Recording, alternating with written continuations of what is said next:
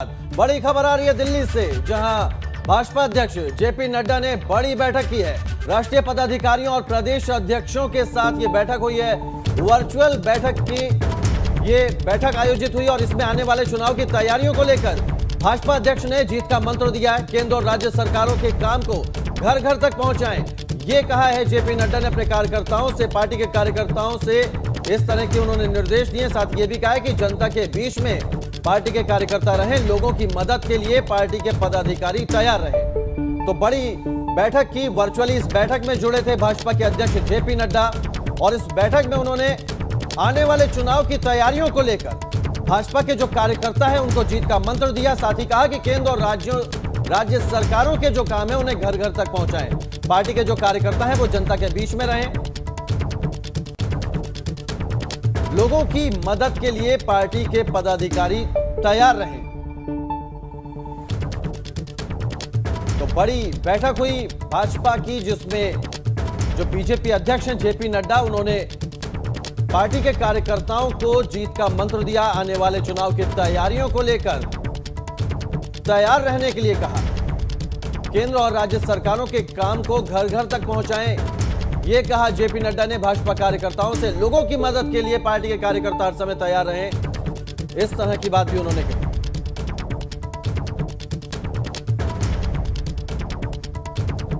तो दिल्ली में भाजपा के राष्ट्रीय अध्यक्ष ने प्रदेश अध्यक्षों के साथ वर्चुअल मीटिंग की। आने वाले चुनाव की तैयारियों को लेकर जीत का मंत्र दिया और ये भी कहा कि राज्य सरकारों की जो काम है उसे घर घर तक पहुंचाएं और लोगों के बीच रहें, लोगों की मदद करते रहें।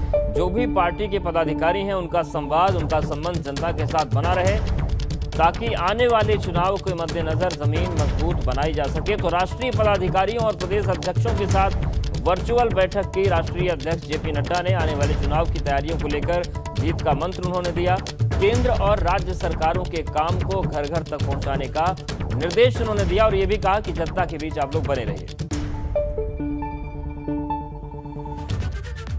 और उत्तर प्रदेश में कांवड़ यात्रा नहीं होगी। कोरोना को देखते हुए कांवड़ स्थगित करने का फैसला किया गया है। कांवड़ संघ ने यात्रा स्थगित करने का फैसला लिया है। सरकार के साथ बातचीत के बाद कांवड़ यात्रा स्थगित करने का फैसला हुआ है। उत्तर प्रदेश में इस साल भी कांवड़ यात्रा नहीं होगी। हालांकि पहले योगी सरकार ने इसे करवाने का मूड बनाया था, लेकिन सुप्रीम कोर्ट से नोटिस आया और जो भी बातचीत सामने आई उसके बाद कांवड़ यात्रा रद्द करने का फैसला किया। कांवड़ संघ ने भी फैसला लिया। सोमवार को यूपी सरकार को यात्रा पर पुनर्विचार करने के संबंध में हलफनामा देने को कहा है। उससे पहले ही सरकार ने कांवड़ संघ से बातचीत की और कोरोना के ताजा हालातों की तस्वीर पेश की। इसके बाद कांवड़ संघ ने यात्रा स्थगित करने का फैसला लिया। यूपी सरकार ने पहले यात्रा कराने को कहा था, उत्तराखंड सरकार ने पहले ही यात्रा कराने से मना कर दिया। और अनुभव हमारे साथ जुड़ गए। अनुभव, जिस तरीके से कांवड़ यात्रा कराने का फैसला हुआ था पहले, इसे क्या माने? सुप्रीम कोर्ट के नोटिस का दबाव था या फिर जो फीडबैक मिले उसके आधार पर रद्द करने का फैसला किया गया? क्योंकि पहले तो सरकार पूरे मूड में थी कि कांवड़ यात्रा होगी, भले ही उसे सीमित मात्रा में किया जाए। देखिए, अभी फिलहाल जब कांवड़ संघों के साथ बातचीत की सरकार ने और जब सुप्रीम कोर्ट ने टिप्पणी की ना, वही एक बड़ी वजह रही बातचीत करने की। और तब ये तय हुआ कि जब कोरोना की तीसरी लहर की बात की जा रही है, कई जगहों पर मामले बढ़ भी रहे हैं, तो ऐसे में कांवड़ संघों ने अपनी तरफ से ये कहा कि ठीक है, इस साल कांवड़ यात्रा नहीं निकाली जाए, हम सब लोग तैयार हैं, आम सहमति बन चुकी है और इसीलिए इसको स्थगित कर दिया गया। यानी इस साल भी कांवड़ यात्रा नहीं होगी। पर जिस तरीके से कुछ समय पहले, क्योंकि उत्तर प्रदेश को आप देखिए तो बहुत कम केसेस आ रहे हैं यहाँ पर अगर हम कहें तो 100 से भी कम केस आ रहे हैं। तो यही वजह थी कि लोगों की जो भावनाएं हैं उसका ख्याल रखते हुए ये तय हुआ था कि कांवड़ यात्रा निकाली जाएगी। और ये नहीं कि बहुत ज़्यादा संख्या में कांवड़िए जाएंगे, वो भी सांकेतिक रूप से ही निकाली जानी थी। लेकिन फिर चूंकि उत्तराखंड सरकार ने ये कहा कि नहीं, उन्होंने उसको मंजूरी नहीं दी। फिर स्वतः संज्ञान कोर्ट ने लिया, सुप्रीम कोर्ट ने इस मामले की जब सुनवाई हुई तो केंद्र सरकार राज्य सरकार से जवाब मांगा। ये कहा कि हम अपनी तरफ से अभी कोई डायरेक्शन दे नहीं रहे हैं, अभी कोई निर्देश दे नहीं रहे हैं, ये आपको फैसला लेना, आप तय करिए कि क्या इस वर्तमान स्थिति में अभी कांवड़ यात्रा निकालना ठीक है और सोमवार तक का वक्त दिया था, और जब सुप्रीम कोर्ट ने ये टिप्पणी कर दी उसके बाद सरकार सक्रिय हुई और फिर जो कांवड़ संघ है, अलग अलग देखिए बहुत सारे कांवड़ संघ हैं, उनके साथ ये बातचीत हुई और कोशिश यही हुई कि एक आम सहमति बनाई जाए, क्योंकि जब सुप्रीम कोर्ट में सोमवार को सुनवाई होनी है, उत्तर प्रदेश सरकार को अपना जवाब दाखिल करना था, उससे पहले कांवड़ संघों की ओर से ही ये प्रस्ताव आ गया कि इस साल भी कांवड़ यात्रा को स्थगित ही रखा जाए। और फिर सरकार ने उसी फैसले को उनसे बातचीत करने के बाद कहा कि अब इस साल भी कांवड़ यात्रा स्थगित रहेगी। कहीं न कहीं कोरोना की जो तीसरी लहर है उसको देखते हुए ये फैसला सरकार ने लिया है। जन भावनाओं का भी ख्याल रखा है, क्योंकि कोर्ट ने खुद कहा था कि अगर ऐसा है तो फिर हम कहीं न कहीं आप व्यवस्था करिए, टैंकर की व्यवस्था करिए, गंगा जल हो उसमें, तो उन सारी चीज़ों पर आगे चर्चा होगी कि कैसे इसको भले ही अभी स्थगित कर दिया गया है पर लोगों की भावनाओं का भी ख्याल रखा जाएगा। बिल्कुल, तो इस साल भी कांवड़ यात्रा पर कोरोना का साया है और कांवड़ यात्रा को स्थगित कर दिया गया है। अनुभव, आप हमारे साथ बने रहिए, आगे भी खबरों पर आपका रुख करेंगे। और इसी बीच एक बड़ी खबर आपको बता दें, प्रियंका गांधी के यूपी दौरे का आज तीसरा दिन है। आज पार्टी पदाधिकारियों के साथ बैठक करेंगी प्रियंका गांधी वाड्रा। दोपहर बाद दिल्ली रवाना हो जाएंगे प्रियंका गांधी। कल प्रियंका गांधी ने कार्यकर्ताओं को जीत का मंत्र दिया था और आज पार्टी पदाधिकारियों के साथ बैठक भी होगी। प्रियंका ने कहा था कि रुकिए मत, डरिए मत, मजबूती से आगे बढ़ना है और जीतना है। ये मंत्र प्रियंका गांधी ने कार्यकर्ताओं को दिया था। आज दोपहर बाद दिल्ली रवाना हो जाएंगी। 3 दिन के यूपी के चुनावी दौरे पर थी प्रियंका गांधी वाड्रा। पार्टी पदाधिकारियों के साथ बैठक करेंगी प्रियंका। अनुभव हमारे साथ, हमारे संवाददाता लगातार बने हुए हैं। अनुभव, कल कार्यकर्ताओं को जीत का मंत्र दिया और आज भी पदाधिकारियों के साथ बैठक है। किस वक्त ये बैठक होगी और आज क्या कुछ संदेश देने वाली है इस बैठक से प्रियंका गांधी वाड्रा? देखिए, उत्तर प्रदेश में कांग्रेस की जो आखिरी सरकार थी वो 1989 में थी, यानी आज से तकरीबन 31-32 साल पहले। और आप ये सोचिए कि उसके बाद से कितने चुनाव हुए, विधानसभा के चुनाव हुए, लोकसभा के चुनाव हुए, लेकिन कांग्रेस के लिए हमेशा उत्तर प्रदेश में सत्ता जो है वो दूर की कौड़ी साबित हुई। यानी सत्ता कैसे हासिल की जाए, इसी को लेकर लगातार मंथन हो रहा है। प्रियंका गांधी वाड्रा यूपी की प्रभारी भी हैं, पार्टी की राष्ट्रीय महासचिव भी हैं, और उनकी जो एंट्री हुई पॉलिटिक्स में वो उत्तर प्रदेश से ही हुई। कांग्रेस ने जब उनको उतारा सक्रिय राजनीति में तो उत्तर प्रदेश को ही चुना, और यही वजह है कि 2022 के विधानसभा चुनाव उनके लिए भी काफ़ी अहम है, कांग्रेस के लिए तो अहम है ही, लेकिन कहीं ना कहीं एक तरीके से लगातार प्रियंका गांधी की कोशिश यही है कि पार्टी का जो संगठन है उसको बूथ लेवल तक खड़ा किया जाए। और इसलिए खड़ा किया जाए कि अगर बूथ पर पार्टी मजबूत हो गई तो शायद उससे चुनाव में इसका फायदा मिल सकेगा। यही बात उन्होंने कल भी कही, साफ तौर पर कहा कि देखिए हमें मजबूती के साथ खड़े रहना है, डरना नहीं है, रुकना नहीं है, और सबसे बड़ी बात अनुशासन की बात उन्होंने कही। यानी पार्टी के भीतर जो चीज़ें चल रही हैं, कई बार जो खबरें आती हैं कि एक दूसरे पर आरोप लगाने की या फिर एक दूसरे पर तमाम तरह की जो चीज़ें सामने आती हैं, उसको लेकर एक कड़ा मैसेज कल प्रियंका गांधी वाड्रा ने दिया है। ये कहा है कि सभी लोग अनुशासन में रहें, यानी अगर पार्टी कोई लाइन तय करती है तो सब उसको फॉलो करें। उत्तर प्रदेश में कांग्रेस की क्या स्थिति ये किसी से छिपी नहीं है। कल जब उन्होंने पूर्व विधायकों, पूर्व सांसदों के साथ बातचीत की, पूर्व मंत्री थे उनके साथ बैठक की, उसमें भी यही बात सामने निकल कर आई कि कांग्रेस को सक्रिय करने के लिए इसे ग्रास रूट लेवल तक संगठन को मजबूत करना पड़ेगा। बिल्कुल, और संगठन तभी मजबूत होगा जब एकता बनी रहेगी, क्योंकि आपस में ही अगर बयानबाजी का दौर जारी रहा तो मुसीबतें बढ़ेंगी। शुक्रिया आपका अनुभव, जानकारी और अपडेट्स को देने के लिए। तो लखीमपुर से लखनऊ पहुंची प्रियंका गांधी ने कार्यकर्ताओं को संबोधित किया और इस दौरान प्रियंका ने कहा कि एकजुट होकर 5 महीने तक काम करेंगे तभी सही नतीजा आएगा। उन्होंने कहा कि अब 24 घंटे काम करने का लक्ष्य बनाना होगा, पुराने नेताओं के साथ काम करना होगा, तभी कामयाबी मिलेगी। डरिए मत, आगे बढ़ना है, मजबूती से बढ़ना है और चुनाव को जीतना है। आप सबसे अनुरोध करती हूँ कि आज से चुनाव तक 24 घंटे काम करने का अपना लक्ष्य बनाइए। और आपको सबसे बड़ी बात इस चीज पर आपको गर्व होना चाहिए कि जो संगठन बना है वो फर्जी और कागजी नहीं है। तो अगर आप इतनी बड़ी तादाद में आज यहाँ आए हैं, उसकी भी वजह यह है कि हम सब ने एक साथ काम किया है। और इसी बीच हाथरस से एक बड़ी खबर आ रही है, जहां बेकाबू ट्रक ने श्रद्धालुओं से भरी कार को टक्कर मारी है और इस हादसे में कार सवार 3 लोगों की मौत हो गई है। 2 महिला समेत 8 लोग घायल बताए जा रहे हैं। बड़ी खबर आपको हाथरस से बता रहे हैं, बेकाबू ट्रक ने श्रद्धालुओं से भरी कार को टक्कर मारी है। बरेली से मथुरा वृंदावन परिक्रमा लगाने के लिए जा रहे थे ये सभी श्रद्धालु। सभी घायलों को अस्पताल में भर्ती कराया गया है। डॉक्टरों ने 2 की हालत गंभीर देखते हुए उन्हें अलीगढ़ मेडिकल कॉलेज रेफर कर दिया है। बड़ी खबर हाथरस से आपको बता रहे हैं, कोतवाली हसायन इलाके के रति का नगला की यह घटना है। बरेली से मथुरा वृंदावन परिक्रमा लगाने के लिए ये श्रद्धालु जा रहे थे और इस कार को ट्रक ने टक्कर मारी है। सभी घायलों को जिला अस्पताल में भर्ती कराया गया है। बेकाबू ट्रक ने श्रद्धालुओं से भरी कार को टक्कर मारी है और इस हादसे में कार सवार 3 लोगों की मौत हो गई है। 2 महिलाओं समेत 8 लोग घायल बताए जा रहे हैं। बरेली से मथुरा वृंदावन परिक्रमा लगाने के लिए ये सभी श्रद्धालु जा रहे थे और जो घायल हैं उन्हें जिला अस्पताल में भर्ती कराया गया है। तो एक बड़ा हादसा हाथरस में।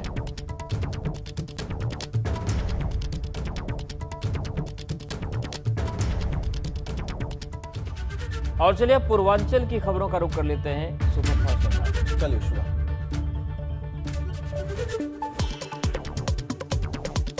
वाराणसी के रामनगर थाना इलाके में खाकी का भावुक अंदाज देखने को मिला, जहां चौकी प्रभारी के ट्रांसफर के बाद विदाई समारोह में दीवान भावुक हो गए। चौकी प्रभारी को गले लगाकर दीवान फूट फूट कर रोए। दीवान का रोते हुए वीडियो वायरल हो गया। निषाद राज पार्टी के राष्ट्रीय अध्यक्ष ने फिर से उठाई आरक्षण की मांग। का आरक्षण को लेकर उन्हें सिर्फ योगी और मोदी से ही उम्मीद है कि वो निषाद समाज को आरक्षण दिला सकते हैं। हालांकि आरक्षण न दिए जाने पर भी उन्होंने भाजपा का साथ छोड़ने से मना कर दिया। गाजीपुर में शनिवार दोपहर हुई बारिश से लोगों को गर्मी से राहत मिली है, तो वहीं भारी बारिश से लोगों को भीगने से बचाने के लिए सैदपुर के विधायक सुभाष पासी ने छाते बांटकर पार्टी का प्रचार किया।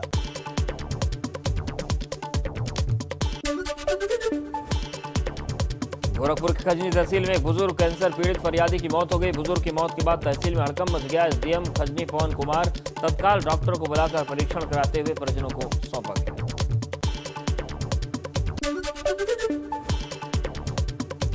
आजमगढ़ में जहानागंज में लड़की के गायब होने के मामले में अपहरण का मुकदमा दर्ज हुआ है। लड़की के पिता ने एक युवक पर अगवा करने का आरोप लगाया है। पुलिस के मुताबिक दोनों की लोकेशन महाराष्ट्र में मिली है। दोनों को बरामद करने की कोशिश जारी है। बस्ती पहुंचे डुमरियागंज से भाजपा सांसद जगदम्बिका पाल ने प्रियंका गांधी के यूपी दौरे पर चुटकी ली। जगदम्बिका पाल ने कहा कि जैसे जैसे चुनाव नजदीक आ रहे हैं वो अपना राजनीतिक दौरा कर रही हैं। वो कभी कांग्रेस शासित राज्य में दौरा क्यों नहीं करती, वहां की परेशान जनता की क्यों फरियाद नहीं सुनती। संत कबीर नगर में बेकाबू होकर सीमेंट से लदी ट्रैक्टर ट्रॉली पलट गई। हादसे में 2 मजदूरों की मौत हो गई। एक की हालत गंभीर बताई जा रही है। पुलिस ने समझा बुझाकर शवों का पोस्टमार्टम कराया। मऊ में 1.5 साल की बच्ची के साथ टॉफी दिलाने के बहाने आरोपी ने दुष्कर्म किया। बदहवास हालत में घर के बाहर बच्ची को छोड़कर फरार हुआ आरोपी। पुलिस ने आरोपी को गिरफ्तार किया। बच्ची को जिला अस्पताल भेजा गया। पेट्रोलियम एंड नेचुरल गैस केंद्रीय मंत्री हरदीप एस पुरी ने सोनभद्र पहुंचे। यहाँ उन्होंने कोविड काल में अपने माता पिता को खोने वाले 18 साल से कम उम्र के बच्चों को अनुदान का चेक दिया। सर्किट हाउस में मंत्री ने जिला स्तरीय अधिकारियों से विकास कार्यों की समीक्षा की। गोंडा में कोटे की दुकान के चैन को लेकर पुलिस के सामने लोगों का तांडव। पुलिस के सामने ही 2 पक्षों में मारपीट का वीडियो सोशल मीडिया पर वायरल। मारपीट को देखते हुए चैन किया गया निरस्त।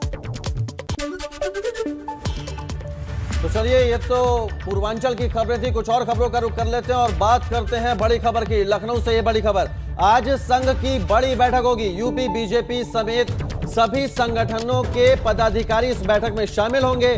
बैठक का पहला सत्र सुबह 10 बजे से शुरू होगा। सर कार्यवाह दत्तात्रेय होस बोले बैठक में मौजूद रहेंगे। सर कार्यवाह अरुण कुमार भी बैठक में शामिल होंगे। तो संघ की बड़ी बैठक है आज दोपहर 2 बजे संघ की समन्वय बैठक होगी। सीएम योगी, दोनों डिप्टी सीएम बैठक में शामिल रहेंगे। स्वतंत्र देव सिंह और महामंत्री संगठन सुनील बंसल भी बैठक में शामिल होंगे। तो आज लखनऊ में संघ की बड़ी बैठक है और इसमें बीजेपी समेत कई दूसरे संगठनों से जुड़े लोग शामिल होंगे। मुख्यमंत्री योगी और दोनों डिप्टी सीएम इस बैठक में मौजूद रहेंगे। और बड़ी खबर लखनऊ से है। बाइक टैक्सी के नाम पर ठगी करने वाला गिरोह गिरफ्तार हुआ है। ठगी करने वाले गिरोह का मास्टरमाइंड राजेश पांडे को एसटीएफ ने दबोच लिया। हेलो राइड लिमिटेड समेत 3 कंपनी बनाकर ये अरबों की ठगी हुई थी। 61,000 रुपए जमा कराकर हर महीने 9,582 रुपए देने का लालच ये देते थे।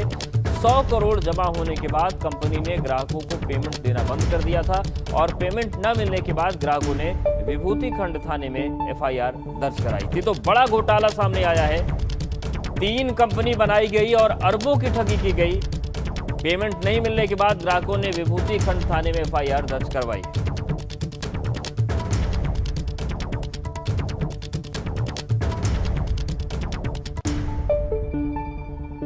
झांसी की मोट तहसील में संपूर्ण समाधान दिवस मजाक बनकर रह गया। समाधान के लिए मौके पर पहुंचे एसडीओ जल निगम सीके त्रिपाठी गहरी नींद में खर्राटे भरते रहे। जब अधिकारी संपूर्ण समाधान दिवस को ऐसी गंभीरता से ले रहे हैं तब लोगों को कैसे न्याय मिलेगा, ये बड़ा सवाल उठता है। जल निगम के एसडीओ बैठक में सो रहे हैं। झांसी की ये तस्वीरें समाधान दिवस के मौके पर एसडीओ को नींद आ गई। अब ऐसे में जनता की समस्याओं का समाधान कैसे होगा उसका अंदाजा आप लगा सकते हैं। झांसी की ये तस्वीरें हैं जहां जल निगम के एसडीओ समाधान दिवस पर बैठक में सो गए।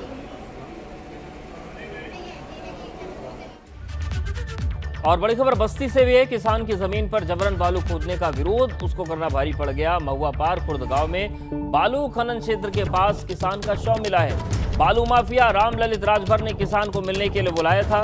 ग्रामीणों ने शव देखकर पुलिस को सूचना दी। एसओ ने शव को कब्जे में लिया और ग्रामीणों का विरोध देखकर बालू माफिया ट्रक छोड़कर मौके से फरार हो गए। पुलिस के मुताबिक मृतक किसान के पिता की तहरीर पर एफआईआर दर्ज हो रही, लेकिन सवालों के घेरे में पुलिस भी है। अगर इस तरीके के विरोध थे तो पहले संज्ञान क्यों नहीं लिया गया? और माफिया और खाकी की जो वेली भगत है वो किसी से छिपी नहीं है। और बस्ती में एक बड़ी घटना हुई है जहां पर किसान की हत्या हो गई।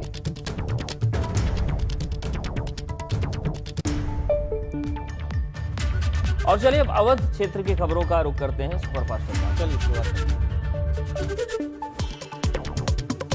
अयोध्या में रामलला के मंदिर के बुनियाद की प्लिंथ में लगने वाले मिर्जापुर के भलुआ पत्थरों की दूसरी खेप अयोध्या पहुंच चुकी है। इससे पहले 7 जुलाई को 16 घनफुट के 30 पत्थरों को लेकर ट्रक अयोध्या पहुंचा था, जिसका अयोध्या के संत और महंतों ने स्वागत भी किया। अब दूसरी खेप 16 घनफुट के 19 पत्थरों को लेकर एक बार फिर अयोध्या पहुंची है।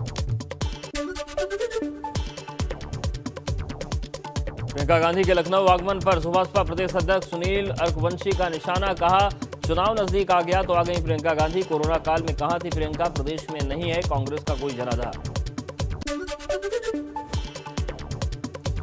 साइकिल चलाकर महाराजगंज से पार्टी कार्यालय पहुंचे कार्यकर्ताओं का प्रदेश अध्यक्ष नरेश उत्तम पटेल ने स्वागत किया। कार्यकर्ताओं का हौसला बढ़ाया। बाराबंकी में ट्रक पलटने से उसमें आग लग गई और वो देखते ही देखते आग के गोले में तब्दील हो गया। ये हादसा बाराबंकी की कोतवाली बड्डूपुर क्षेत्र का है। बताया जा रहा है कि ट्रक सीतापुर के तंबौर से प्लाईवुड लादकर इंदौर जा रहा था। अमेठी में 8 साल बाद भी नहीं खुल सका अमेठी के खनिज भवन का ताला। 2013 में तत्कालीन खनन मंत्री गायत्री प्रजापति ने बनवाया था खनिज भवन का कार्यालय। करीब 4 करोड़ की लागत से यह कार्यालय बना था। तीसरी लहर आने की संभावना को देखते हुए यूपी सरकार ने कांवड़ यात्रा स्थगित कर दी। इसके पहले प्रयागराज में अखिल भारतीय अखाड़ा परिषद के अध्यक्ष महंत नरेंद्र गिरी ने कहा कि शिव भक्तों से मेरा निवेदन है कि आप अपने गांव के शिवालयों में गंगा जल का अभिषेक करें या फिर अपने घरों में शिवलिंग की स्थापना करके गंगा जल का अभिषेक करें। फतेहपुर जिला कारागार में आंगनबाड़ी केंद्र और बेहतर शिक्षा की व्यवस्था की गई। जेल में बंद महिलाओं के साथ नवजात बच्चों को घर जैसा माहौल देने की कोशिश की जा रही है। आपको बताते हैं कि उत्तर प्रदेश में आज पूरे दिन क्या खास रहने वाला है। प्रियंका गांधी के यूपी दौरे का आज तीसरा दिन है। पार्टी पदाधिकारियों के साथ बैठक करेंगी प्रियंका गांधी वाड्रा। दोपहर के बाद दिल्ली रवाना होंगी। कल प्रियंका गांधी ने कार्यकर्ताओं को जीत का मंत्र दिया था। उन्होंने कहा था कि रुकिए मत, डरिए मत, मजबूती से आगे बढ़ना है और जीतना है। वहीं मुख्यमंत्री योगी आदित्यनाथ आज सुबह 10:30 बजे टीम 9 की बैठक करेंगे। आज की बैठक में वीकेंड लॉकडाउन को लेकर कुछ फैसले हो सकते हैं, खासतौर से कई जिले जो कोरोना मुक्त घोषित किए गए हैं उनको लेकर। कोरोना मुक्त जिलों में खासतौर से वीकेंड लॉकडाउन को लेकर चर्चा संभव है। वहीं सपा का 7 सदस्यीय प्रतिनिधिमंडल आज बहराइच जाएगा। रेप पीड़िता के परिवार से मुलाकात करेगा प्रतिनिधिमंडल। पूर्व मंत्री राकेश वर्मा के नेतृत्व में बहराइच पहुंचेगा प्रतिनिधिमंडल और प्रतिनिधिमंडल अखिलेश यादव को अपनी रिपोर्ट देगा। पिछले महीने 1.5 साल की बच्ची से रेप के बाद हत्या कर दी गई थी। पुलिस सभी आरोपियों को गिरफ्तार कर चुकी है। वहीं लंबे समय के बाद आज बड़ी भर्ती परीक्षा का आयोजन होगा। संघ लोक सेवा आयोग की इंजीनियरिंग सर्विसेज के लिए प्री एग्जाम होंगे। लखनऊ के 17 केंद्रों पर 8,409 अभ्यर्थी परीक्षा देंगे। सुबह 10 से 12 बजे और दोपहर 2 से 4 की शिफ्ट में ये परीक्षा होगी। कोरोना के चलते काफी समय से प्रतियोगी परीक्षाएं नहीं हो रही हैं। चलिए अब आपको बताते हैं कि उत्तराखंड में आज क्या कुछ खास रहने वाला है। उत्तराखंड में आज और कल भारी बारिश का अलर्ट जारी किया है। पहाड़ों पर कई जिलों में अभी भी भारी बारिश जारी है और मौसम विभाग ने इसको लेकर येलो अलर्ट जारी किया है। तो 19 जुलाई तक येलो अलर्ट मौसम विभाग ने जारी किया है भारी बारिश का। उत्तराखंड के कई इलाकों में अभी भी बारिश जारी है। तो ये उत्तर प्रदेश और उत्तराखंड की तमाम खबरें जिन पर आज दिन भर हमारी नजर रहने वाली है। और यहाँ पर वक्त एक छोटे से ब्रेक का है।